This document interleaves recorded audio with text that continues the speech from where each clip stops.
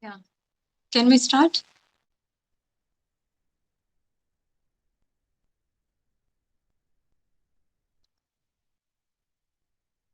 Yeah. Okay.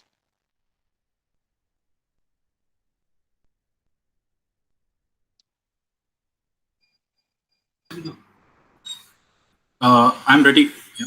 Okay, fine. A very good afternoon to one and all present here with us today. I am Himashailaja, curator of Sri Venkateswara Zoological Park, Tirupati. On behalf of Andhra Pradesh Forest Department, I cordially welcome all of you to the webinar on conservation breeding of pheasants in India.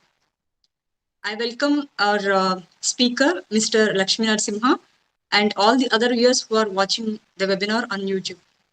Today is the second day of 13th week of Azadi ka Amrit Mahotsav celebrations. And I would like to introduce and to call upon Mr. Lakshmi Narasimha to speak about the conservation breeding of pheasants. Let me introduce about him. Mr. Lakshmi Narasimha is currently working as scientific officer at the Central Zoo Authority. He is a member of IUCN SSC Conservation Planning Specialist Group. His area of interest is conservation-oriented captive propagation of animals, wild animals in captivity, formerly recognized as executive conservation. He has been specializing on this subject for more than a decade. He draws his experience from working in zoological institutions such as conservation breeding centers of threatened species and zoos housing species for conservation education purposes. He focuses on effective ex situ conservation planning to create meaningful linkages to support in situ conservation. For the past several years, he has been studying ecology and conservation breeding of rare and threatened Himalayan pheasants, especially western tragopan and cheer pheasant. He was the lead biologist on the conservation breeding of western tragopan and cheer pheasant in Himachal Pradesh, and also assisting their experimental reintroduction into the wild. During his talk today, he will cover all the aspects that are key to ensuring success in conservation breeding programs. Now, I request Mr. Lakshmi Narasimha to take over the presentation. Yeah, over to you.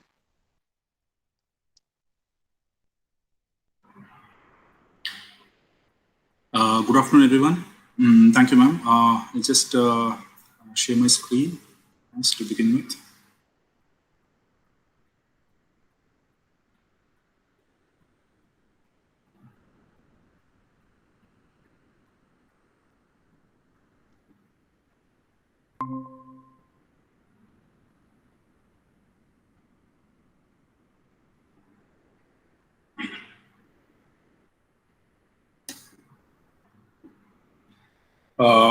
Is that okay? Vimal, can I, is the presentation visible in full screen? Okay, thank you. Good afternoon, everyone. Thank you, ma'am, and officials at Sri Venkateswara Zoological Park, Tirupati, for organizing these events and talks as part of the Azadi ka Amrit Mahotsav celebrations, and of course inviting me to deliver this talk. As you mentioned, the species in focus for this week, the grey Junglefowl, is a species that belongs to my favorite group of birds, that is pheasants. What you see here on the screen is the image of a rare and threatened Indian pheasant, the Blight's tragopan, a male bird, which is distributed scarcely in the eastern part of the country, particularly the Nagaland, and where it is a species of conservation focus for that particular region. Now, coming to the focus of today's talk, I would specifically talk about the conservation breeding of pheasants, touching upon topics of the concepts behind concepts, practice, prospects, and problems surrounding the conservation breeding of pheasants in general. I have structured my talk to start with a quick overview of pheasants and proceeding to why animals are kept in captivity and the science behind it. And of course, I will also give a brief overview of the practicalities involving the conservation breeding of pheasants, and finally brought summary take-home message on the overall importance of conservation breeding per se. So if you look at the origin of the word pheasants, it has a Greek origin. It originated from the word phasianos, it generally referred to birds that were found around the Pheasants River, somewhere in Eastern Europe currently. So that is the origin of the word pheasant. So if you look at a pheasant, they largely resemble a domestic chicken. And there is a reason behind it, is because our domestic chickens, the wild ancestors of our domestic chickens are actually pheasants. Not all species, of course, but the red and grey Junglefowl are known to be the ancestors of our domestic chicken. The domestication as such started around 8 to 10,000 years ago, and hence humans share a very long relationship with pheasants. They were originally domesticated for cockfighting purposes, but over the years, they have found a very significant, secured a very significant place in our diets. Now, looking at the wild pheasants as such, so most of the wild pheasants are Asian in native distributions. They are mostly found in the Asian continent, except for one species that is found in the Congo, that is the Congo beefowl. But these pheasants have also been introduced in various parts of Europe and North America for game hunting purposes, especially the calives and the ringneck pheasants. Outside their distribution range, they have been introduced deliberately for game hunting purposes. So if you look at pheasants as such, they are heavy-bodied terrestrial birds. They are terrestrial, meaning they are mostly on the ground. Bulky bodied, and they exhibit a high degree of sexual dimorphism. That is, one can distinguish the male pheasant and the female pheasant by seeing them visually. You can make out from their morphology that this is a male, this is a female. So most of the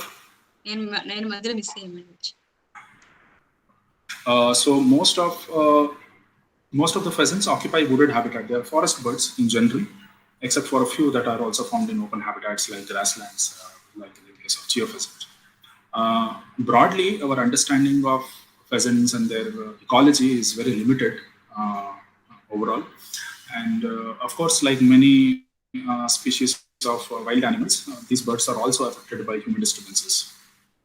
So I just want to emphasize here the degree of dimorphism, that is how strikingly different males and females of this species are. So globally, there are more than 50 species of pheasants that are found, and they are placed in the order Galliforms. Galliforms means ground dwelling. So there are 17 species of pheasants that are found in India, and nearly 50% of them are in the threatened category, vulnerable, near threatened, or endangered category. So the main threats for the species is starting with habitat loss. Like with most species, there's not much habitat left for these birds to really thrive and persist, which is one of the key reasons. And also added to this is the fact that some of the pheasant species are habitat specialists, which means that they require a very narrow range of habitat parameters to breed and survive in a given habitat. So once the overall quality or the nature of the habitat degrades, the populations go locally extinct. There is also an aspect of hunting, which is not uniformly present across the distribution, but it's fairly present. So it is a significant threat for these birds in the wild. There's, of course, apart from habitat loss, there is also an aspect of human disturbances. That is, people going into the forest for collection of herbs, mushrooms, firewood. That also threaten these birds. And an emergent threat. The emergent threat is hybridization.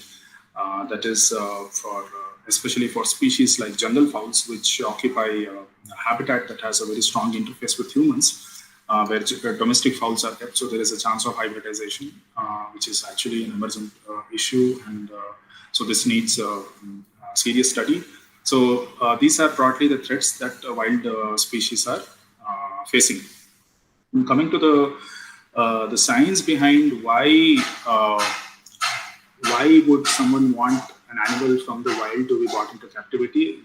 So animals have been kept in zoos for thousands of years. I mean, the oldest history could be traced back to imperial collections, where rulers, kings used to have their own convoy of wild animals for entertainment and show of wealth and so on. But over the years, the concept of keeping animals in zoological institutions have advanced and have evolved a lot. And modern zoos focus on extremely high levels of standards and welfare for the animals that are housed in their zoos. So if we look at species conservation as such, there are broadly two tools that are used for species conservation. One is in situ conservation and one is ex situ conservation. In situ conservation refers to conservation of a species in their natural habitats, whereas ex situ conservation involves removing the species from their natural habitat, keeping them under human care and propagating them, so that eventually one fine day we will be able to use them to support conservation of the species in the wild. So now largely over the historically these two methods have remained sort of independent of each other, but in the recently there's a lot of emphasis on integrated approach to species conservation, wherein in situ conservation and ex situ conservation have to be strongly tied, so that so that both the action complement each other. So this is also widely recognized across the world, and zoological institutions and wildlife conservation organizations as the IUCN's one-plan approach towards integrated approach in species conservation, wherein in situ and ex situ should go hand in hand. So now coming to the concept of establishing a captive population per se. So there are zoos and there is in situ and ex situ conservation, but the real foundation of founding a captive population is because of the fact that there is a wild animal species that is, there are very few numbers left in the wild. So I catch a few birds from the wild, put them in captivity, which forms my base population, for instance. So one would start with a source or base population of a threatened species. Say if there are 2,000 individuals in the wild, I would start with say 30 individuals as a start or a base population. Often only a few individuals from the base population manage to breed, and these individuals are called as founders. So, and it is also generally the case that only very few percentage of the individuals is what generally propagates in captivity once they're brought in from the wild. So there is a larger base population out of which there are very few founders, and if there is consistent and reliable breeding among these founders, what happens is that you have a captive stock with several generations of individuals. And of course, there is also occasional addition of founders to sort of optimize the genetic profile of the captive stock and so on. So this current population that is indicated at the bottom is what the overall target population size that a particular program has set for itself. So it could be that I would establish a target population of say 200 individuals to start with and so on. Now looking at looking at linking in situ and ex situ and how zoo populations can really contribute. So I'll start with a couple of examples and then we will go into the details. So historically, there is a conventional mindset that, okay, zoo populations, people come, see the animals, they get motivated, get involved in wildlife conservation and so on. But the purpose of the role zoo populations extends beyond just attracting visitors and awareing them of the conservation importance. So for a lot of species, and I have just indicated with a few examples, captive populations serve as a reserve population. That is also called as insurance population. You have insured a small stock of threatened species under human care. So I know that a particular species is on its way to extinction. So I get a few individuals from that population and keep them safely under human care. So that's the concept of insurance population. So there are several examples for this. There are some species that survive only in captivity. For example, the spix macaque. There's no individuals left in the wild. There are only individuals that are in captivity. Now there are efforts to send these captive-bred individuals back to the wild. And then there are several instances or examples of where natural populations have been re-established using captive-bred individuals. The classic one being the black-footed ferret, for example. And then there are also several small and isolated population. We know that they have a very bleak future in the wild. Their populations have depleted significantly and they have much hope on captive breeding as such. There is also another purpose of zoo populations in the context of understanding the species biology. So there are several species which are very difficult to study in the wild. It could be for various reasons. Maybe the species lives in a habitat which is very difficult to access. Say, for example, many Himalayan pheasants, they live in such rugged and topographically complex habitat, very difficult to navigate, very severe winters. So for such populations, the zoo populations are sort of a representative of their wild conspecifics. The aspects that one cannot study in the wild, one studies in captivity, so they can be as a models for research and understanding of animals biology. And of course, it goes without saying that they also directly support in situ conservation by means of conservation education. Of course, you tell zoo visitors, okay, this is a species that is threatened in the wild, and motivate them to participate in conservation actions and so on.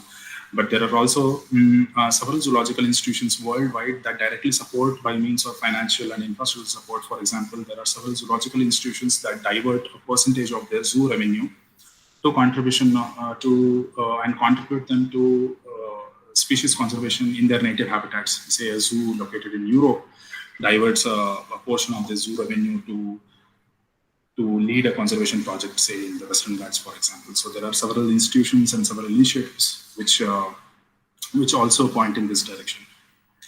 Now, with all this background, coming to the aspect of coming back to the focus of today, that is the pheasants and conservation breeding. So pheasants have mostly been kept in captivity for a long time. They're one of the most common avicultural species. Several zoological institutions, several private aviculturists have always had this species. They have tried to breed them, and there is pretty decent information available in terms of keeping and breeding of several species of pheasants also. And they're also known to be quite hardy, and they breed reliably and consistently as well.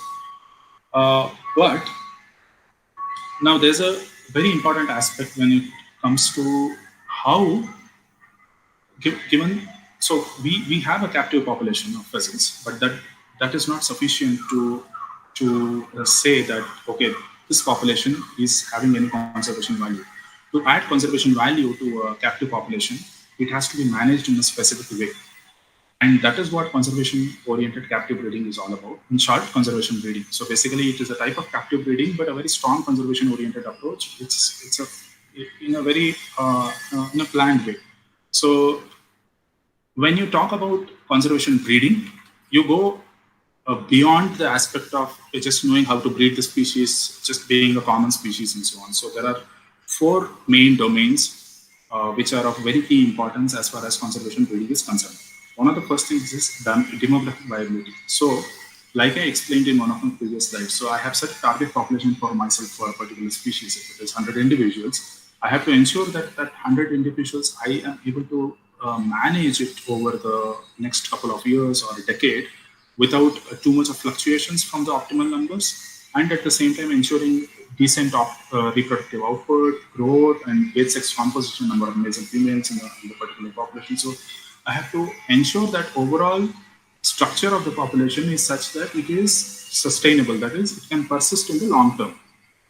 And what goes in parallel to this demographic viability is also genetic viability, which emphasizes on the fact that, okay, the individuals should not be inbred. There shouldn't be any inbreeding, and also at the same time maintain optimal levels of genetic diversity. There are genetic goals, targets that are set for each program. So generally the target is as high genetic diversity as possible is what the general target is. Now, another aspect is the behavioral competence. So like I said, it's not just captive breeding. So these individuals or the stock what you have in captivity are representatives of your wild conspecifics, which means that they should behave more or less in a very similar way like their wild counterparts do. That's a very key importance. So how you manage them to be behaviorally competent, because these individuals are targeted to support wild conservation eventually. So if you have a behavioral profile which is completely different than that of the wild bird, so it doesn't serve the purpose. So how do you ensure that there is optimal behavioral competence of the individuals? And of course, There's an important aspect of veterinary management. Overall management, veterinary management of these individuals point in the direction of, because is important from the point of view of the fact that these animals will one day go back to the wild. So in terms of disease transmission between captive birds and wild birds, once they are being released back to the wild, how do we look at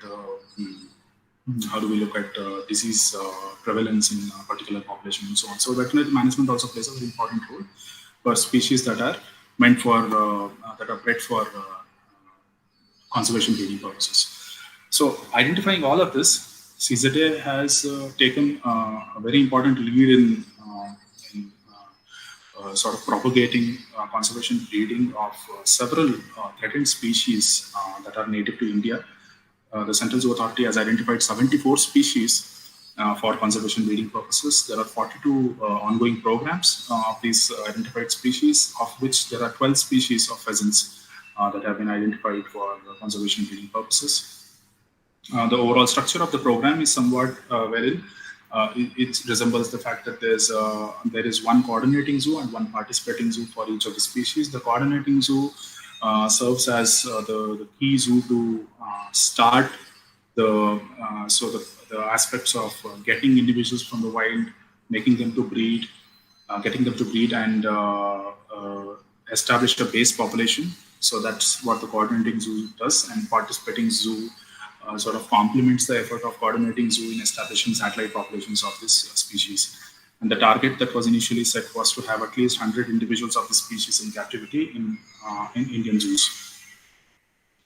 Now, there is a very detailed guidelines in terms of how conservation breeding has to be taken up, which has been laid out by the Central Zoo Authority, starting from identification of species, which are the coordinating and participating zoos, infrastructural establishment, how to identify founders, marking of animals, record keeping, and how to take up physical and genetic health assessments, which are the referral centers, and so on. So broadly, the Central Zoo Authority supports these programs through financial assistance for infrastructure and upkeep of these animals, maintenance of stud books, and the Central Zoo Authority has also identified referral centers for taking up physical and genetic health assessment of the individuals that are maintained in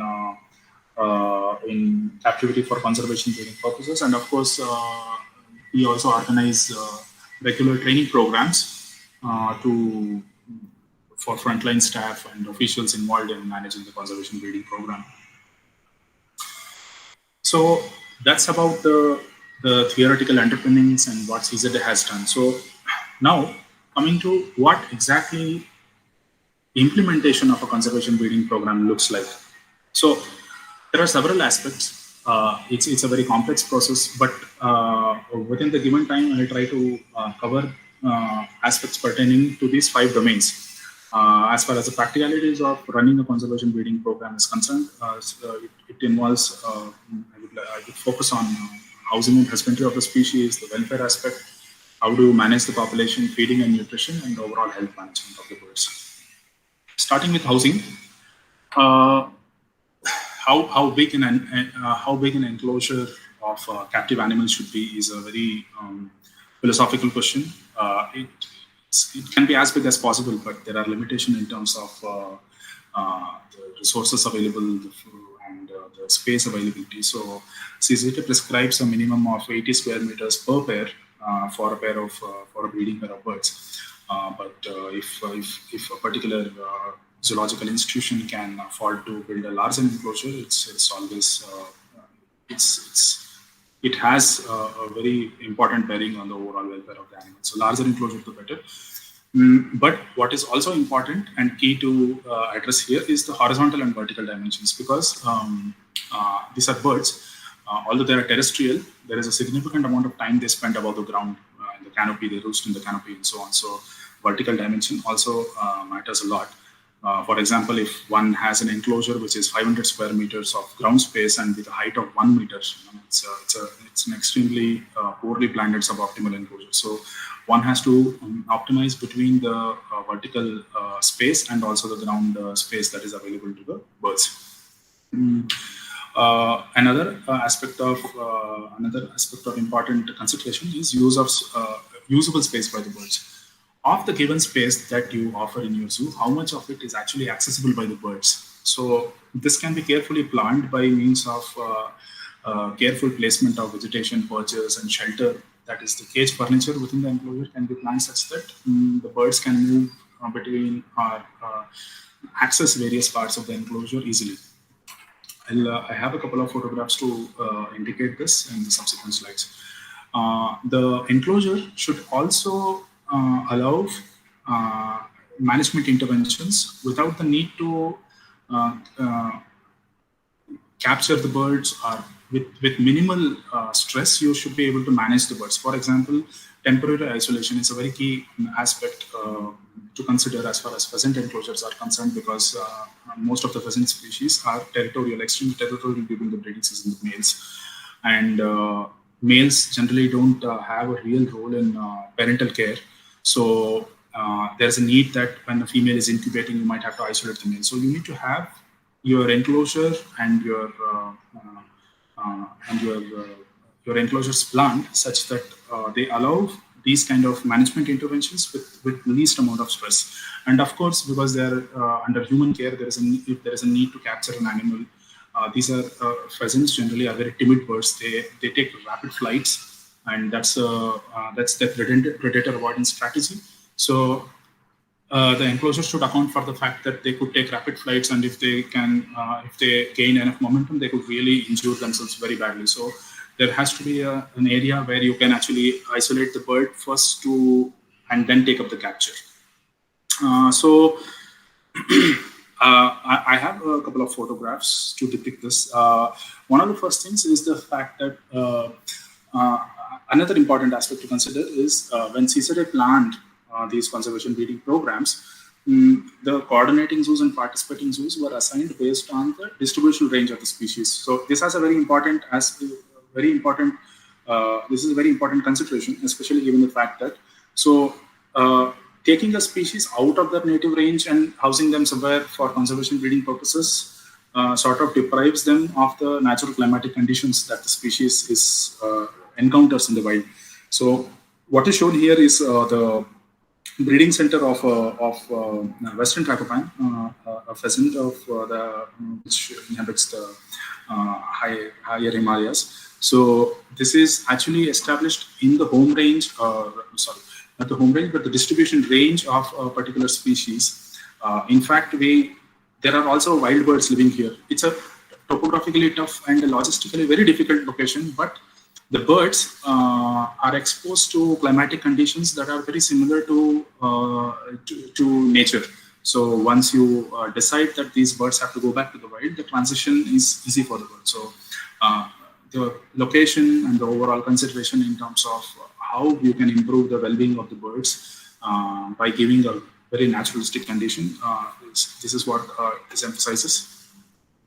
So the couple of points I highlighted in as far as housing is concerned, I've just made a small pictographic representation of how enclosures could be planned for pheasants. For example, if it's an enclosure of a given ground space, it is always optimal to ensure that there are subunits within the enclosures of various sizes to manage the birds. All of these subunits could be connected. Birds should be able to move within these subunits. But if there is a need, I could close off some of the subunits and allow isolation. For example, one of the subunit could be a very small room where you could put the bird and for capture purposes only. When there is a need for capturing a bird, so you put the bird there, and then you can easily capture them, because smaller rooms they don't allow the birds to it doesn't allow the bird to gain momentum and injure itself. And there a larger kind of a subunit wherein if you have to isolate a particular male from a female during her incubation, if you have to have a longer period of separation, so you have a relatively larger subunit. And there's of course an outdoor area where you have all the enrichment and features that are necessary to for keeping these birds. And also shelters within the enclosures which are distributed. So if there is a pair or a flock of birds within a given aviary, there should be multiple shelters in the enclosure which allow birds to select where they want to roost. Rodent proofing is a very key aspect of to consider, especially in bird enclosures, and of course goes without saying for pheasants as well. They predate on eggs and nests, so rodent proofing has to be really given good consideration. This can be achieved by, say, using a wire mesh of a very small intergap, say a half inch or less, and covering the ground with mesh, and then planting the vegetation by filling soil. So there are various methods for rodent proofing that one has to consider, and also variation in vegetation density. So some parts of enclosure can be densely planted, some can be scarcely planted, so that the birds have sort of access to different kinds of habitat. So basically the concept is to sort of recreate a mini natural habitat, but of course permitting and that permits your close management of the birds. So this is the key consideration. Some additional aspects could be given consideration. For example, conventionally, it's generally we use keeper doors to move birds. Given the size of the birds, you could have smaller doors at various heights, which will allow birds to move between the subunits, easier to close, manage, open, and the doors can be placed at multiple heights. If there is a bird on the say a perch, it doesn't have to fly to the ground and go to a subunit. So it should be able to move from within the perch itself and access all the subunits. So this is the logic behind it. So you could have multiple smaller doors or exits for animals to move between subunits. And of course, like I said, the aspect of placement of cage furniture, that is the perches, and placement of vegetation should be such that it allows the birds to access various parts of the enclosure without having the need to forcefully fly down, or it should basically you're giving sort of a control over the environment to the animal. It should be able to do what it wants. Now, okay, so that was about housing. Coming to the aspect of diet, so what do you feed the birds? So we have a good enclosure, we have a nicely planted enclosure, good perches, everything, but if you don't feed your birds well, so it has a it will have various issues in terms of, say, for example, one of the common issues in pheasants is if there is a nutritional deficiency, egg quality is affected, for example, in pheasants. So that's one of the, so diet is also one of the key considerations when you're talking about keeping pheasants in captivity. Diet composition, to start with diet composition. So the diet, what is offered to the birds, should be strongly based on what these birds eat in the wild. So there are several species of pheasants that are frugivorous, for example, and folivorous, like for example, you mentioned the Western Tagopan. They have their diet consists mainly of vegetative matter, and there are pheasants like, say, for example, ring-necked pheasants. They have a slightly higher percentage of protein in their diet. So the diet design should account for all these specializations in the dietary habits of these birds. So that when one decides to send these birds back to the wild, so their dietary patterns are not completely diametrically opposite to what they eat in the wild. And of course, what is also of importance is the timing and the methods, how you feed the birds. It's not, okay, you have a good diet, but pheasants generally tend to be, they feed in the early mornings and late evenings. So the feeding time should match with their activity schedules, so that you also retain those temporal patterning of their behaviors. And of course, a minor level of management is the nutritional content, like for example, calcium phosphorus ratio, in terms of how do you manage that the required nutrients for the overall well-being of the animal is maintained, given the fact that you have designed the diet based on their natural feeding habits. So that is of an important consideration. It's just a representation of how diverse and how diverse a diet can be planned. Another aspect is is the reproductive management. How do you get the how do you get the birds to breed, and how do you allow natural breeding behaviors to sort of you allow the birds to express natural breeding behaviors.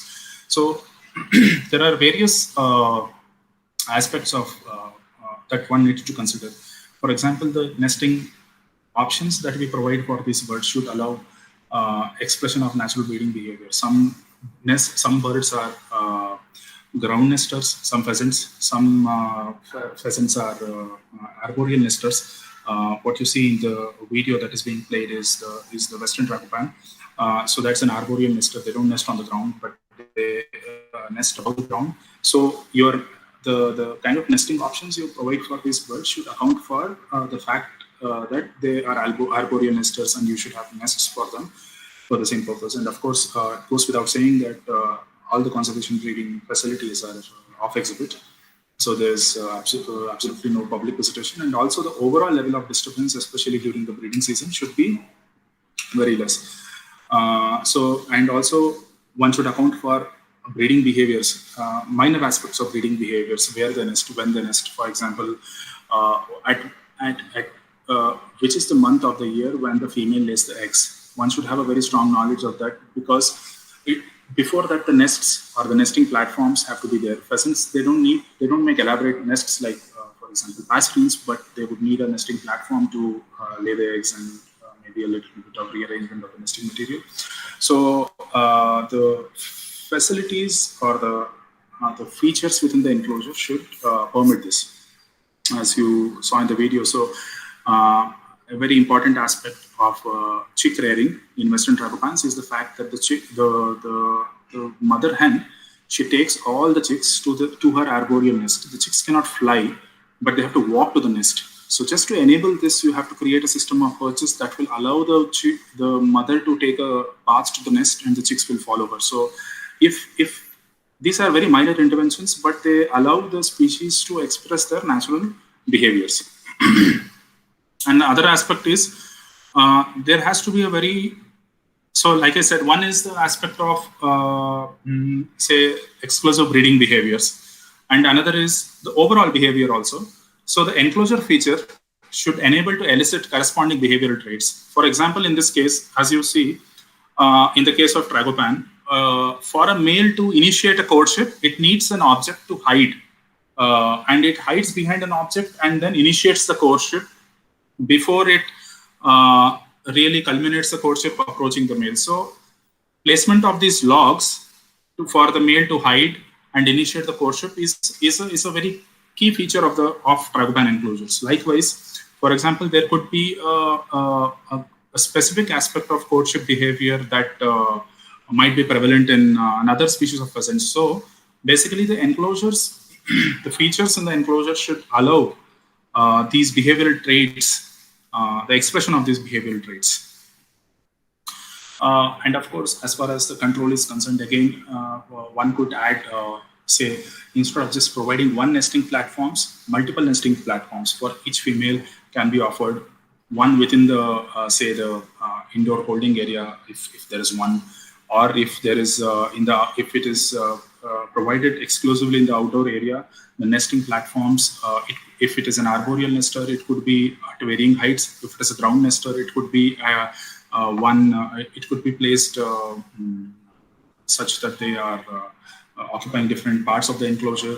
One nest in a densely vegetated part and another in an open part. So the female overall has control over what she selects as far as nesting is concerned. There is also another aspect which is the social management and overall broader aspects. That is, how do you manage birds between breeding and non-breeding season? For example, breeding birds are territorial, they have to be housed in pairs. In non-breeding season, birds can be housed in flocks. Chicks can be which are a year old. For example, in the case of Tragopan, they take around 2 years to sexual maturity. In such case, they can be housed in flocks. There won't be much of territorial conflicts between the individuals. How long do the juveniles stay with the mother? Generally, for most of the species, they spend a longer time with the mothers, during which they learn a lot of important behavioral traits. There's behavioral development also that one has to take into account. Overall hygiene, yes, and training zookeepers from the aspect of, it has to be sort of a two-way appreciation of the space that is required.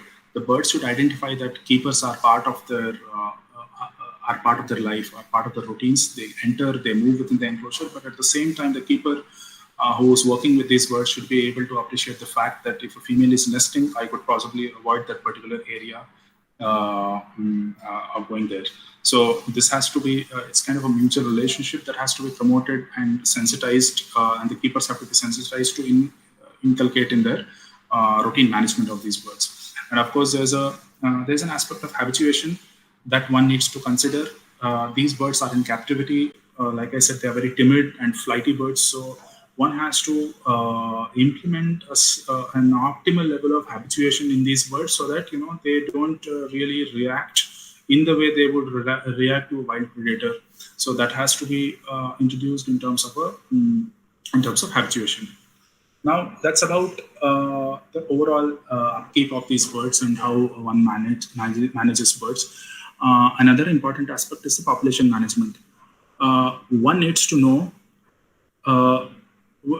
what is the constitution of my population. So the basic unit of a population is individual. So everything starts with marking of individuals. So every individual in the population should be marked with individual IDs. And this can be achieved in pheasants. Mostly it is the use of leg rings. So you put on leg rings on individuals. It could be either metal rings or color rings or a combination of both to mark each individual, which forms the basis of tracking the life history of each individual. How many times it bred, when it was sick, what is the stud book number of that particular individual. So marking of individual is the fundamental thing to start with as far as population management is concerned. And the individual information and their life histories, they form the basis of creation of stud book, which records the individual life histories of every individual that is housed in captivity. From stud book, one can derive information on genetics in terms of kinship, that is relatedness of the overall population, what is the inbreeding levels, and also how one can prioritize breeding of founders and so on. For example, what I have depicted here in the bigger sort of a picture is the pedigree chart of a particular species. So it gives such important information. I know that, okay, how many, so reading a pedigree chart is basically all the squares represent males, circles are females, standard notation for pedigree chart. Striked out are the ones which have died. So, and all the hollow notations are founders, and solid that is indicated in black, those are all captive. So I know from just by this pedigree chart, for example, if I read this pedigree chart, I know that, okay, there were around 9 founders from this captive stock, how they have bred. And for example, the fact that there is a particular pair, which is stud book number 11 and 19, which are very well represented in the population. They have bred very reliably and consistently. So I know that they have a lot of descendants in the population. So very crucial information just by building basic pedigrees that will enable us to plan the overall management of the population. And of course, it also tells information on age pyramids, which are helpful in determining what is the breeding potential of my current stock and so on. Now, finally, given all of this management aspect, one coming back to the fact that, okay, these populations have to contribute to species conservation in situ. How do you link the two? So one has to ensure that, okay, when you are managing the population, there will be surplus individuals, there will be deaths, there will be stochastic events, random events, maybe a disease outbreak which will lead to death of significant number of individuals. So taking all of that into account, there are various softwares and applications available. Based on stud-book data, one can model all of this, say in the form of population viability, to see what is the probabilities of these events occurring in the population and in what way my population's sustainability is affected. So Uh, so the aspect of surplus management, transfer between zoos, and whether how many individuals you will identify from a given population for display, and what will be the criteria for it. You would need, say, take up conservation breeding and the aspect of conservation education at the same time. So these are all generally written as part of a conservation breeding plan for a particular species that will detail all the aspects which I just mentioned. And also considering for reintroduction, there's a very detailed guidelines available by the IUCN for reintroduction of galliforms for conservation purposes, which talks about soft release, how do you release them in family groups, the required health screening, and what are the characteristics that one needs to look for while selecting the release site and its management, and also the post-release aspects. Now, having said all of this, it gives a very nice picture of how conservation breeding can happen. But there are also several concerns that have been highlighted by various authors. One of the first point being that many species they fail to uh, they fail to be established as a self-sustainable population to start with. Very inconsistent breeding happens once you have rarer pheasants about which husbandry is not known. So achieving of self-sustaining captive population is a real challenge. Often we breed one. On the other hand, there are populations which breed very well. There are in large numbers, but they are never reintroduced, so they remain in captivity. And domestication, in the sense that uh, generally what happens is if you have it's very well established as a fact now that if you have multiple generations of an individual, the higher the number of generation, the higher will be the level of habituation, which has very important bearing on the success of reintroduction. And of course, there's an aspect of disease. There's also conservation breeding is resource intensive, as I just explained in my brief. It requires real commitment in terms of money and physical resources, and also the aspect of administrative continuity, changing perspectives of a program, and not having a long-term plan. So this all sort of impact in the achievement of the real purpose for which a population is established. So the overall integration of in situ and ex situ species conservation efforts rarely happens. So keeping that in mind,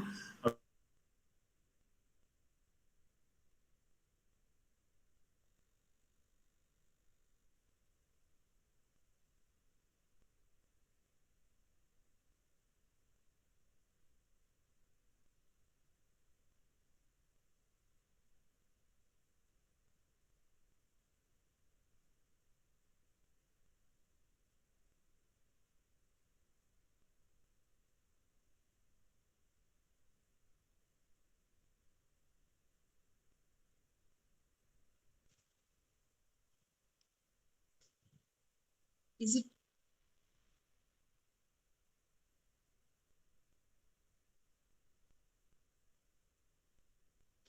Mr.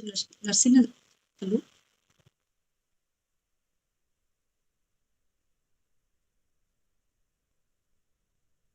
Is it over? No.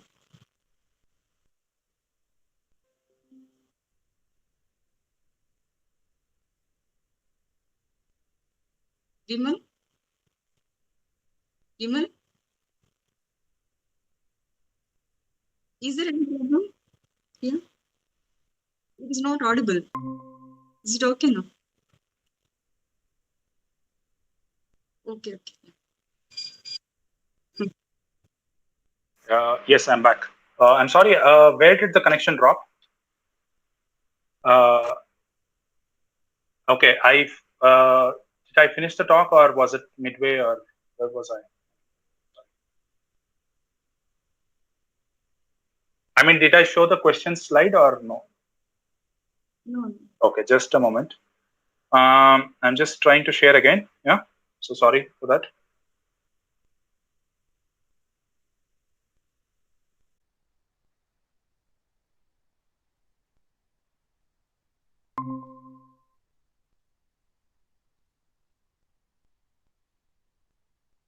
Okay,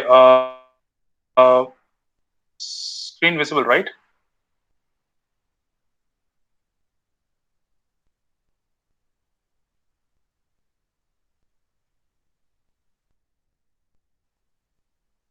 Okay.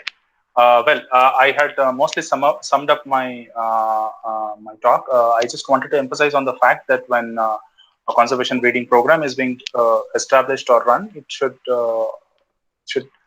sort of never lose focus on the fact that these individuals that are being housed are models and representatives of the wild populations.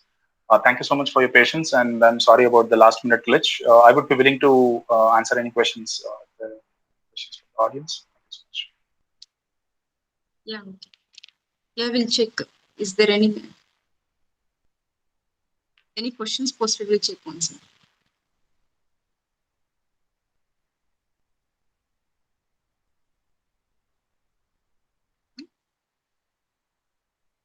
I think no questions posted yet, I think.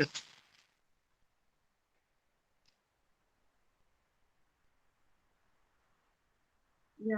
Okay. Okay, fine. Okay, thank you. Okay, thank you very much, Mr. Lakshmi Narasimha, for giving an information which is useful for the zoological parks which are already doing conservation breeding programs of pheasants, and also the zoological parks which are going to take up the conservation breeding plans at the zoo parks. It's very informative. Thank you very much. And by this, today's session is concluded. The webinars will be continued for the coming 2 days also. Tomorrow's session will be on know about the species, that is grey Junglefowl by Dr. Mervin Fernandez, and know about the zoo, that is by me. It is requested all the viewers to watch the tomorrow's webinar also, and requested to share the webinar YouTube link to others. I take this opportunity on behalf of Forest Department, Andhra Pradesh Forest Department, to thank our speaker and all the participants and all the viewers on YouTube. Thank you, one and all. Have a good day. Thank you so much, ma'am. Thank you so much for having me. Pleasure.